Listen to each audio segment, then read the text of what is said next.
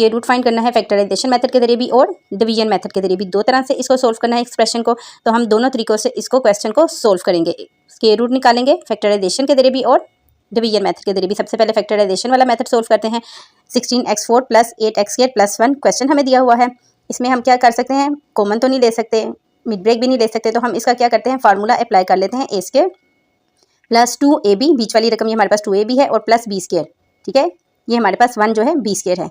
ए square plus 2ab plus B square, फार्मूले में इसको पुट कर देते हैं। 4 4 द 16 होता है, 4 का हाफ कर लिया, यहाँ भी एक्स के ऊपर भी 4 था इसलिए इसका भी हाफ कर लिया, और भाई फार्मूले का 2 आपने लिख दिया। प्लस बी की जगह यहाँ पे मैंने 1 पहले लिख लिया है, ठीक है, और 1 का भी स्क्वायर ले लिया हमने क्योंकि बी स्क्वायर था।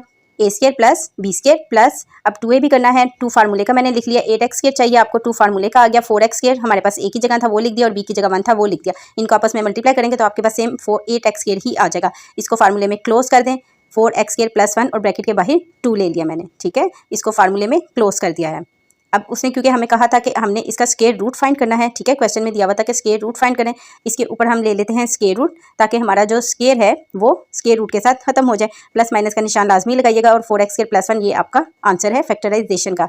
सेकंड मेथड से इसको सोल्व कर लेते हैं। अब सेकंड मेथड उसने कहा था डिवीजन मेथड के साथ इस एक्सप्रेशन को सोल्व करना है। ये एक्सप्रेशन मैंने अंदर लिख ली है और इसको मैंने स्क्वायर रूट के अंदर लिख लिया है। अब फर्स्ट रकम जैसे हमने लास्ट क्वेश्चन में भी किया था, फर्स्ट रकम देखनी है हमारे पास है 16x4 कि किस रकम से आप इसको मल्टीप्लाई करें कि आपके पास 16x4 आए। अब आप देखें 4 को 4 से ही मल्टीप्लाई करें तो आपके पास 16 आ जाता है। सेम रकम को आपने सेम रकम के साथ ही मल्टीप्लाई करना होता है, और यहाँ भी x4 है तो 2 से मल्टीप्लाई कर देंगे। x की 2 को जब आप x की 2 से ही मल्टीप्लाई करेंगे तो आपके पास x की 4 आ जाएगा। 4 4 द 16 और x4। ठीक है, जब बेस सेम हो तो ऊपर वाली वैल्यूज़ क्या होती हैं, प्लस हो जाती हैं। x और x की बेस सेम थी तो वो प्लस होकर 4 हो गया, तो ये सेम आ गया। आपने क्वेश्चन में भी लिख लेना है और आंसर में भी इसको लिख लेना है। आपस में ये कट गए, प्लस माइनस का निशान चेंज कर दें, ऊपर से 8x स्क्वायर प्लस 1 उतर आया। अब जैसे हमने लास्ट टाइम भी किया था कि इसमें हमने इसी की रकम को 4 में 4 को ही आपने ऐड कर देना है, तो आपके पास आ जाएगा 8, और x स्क्वायर में कुछ भी ऐड नहीं करना, वो वैसे ही उतरेगा। ठीक है, 8x स्क्वायर आ गया। अब यहाँ भी वही चीज़ है, यहाँ भी वही चीज़ है, किसी भी चीज़ को ऐड करने की हम उसके साथ नहीं ज़रूरत है, तो इसलिए हम सिंपल 1 से इसको मल्टीप्लाई अगर करते हैं तो हमारे पास सेम वही वैल्यू आ जाएगी।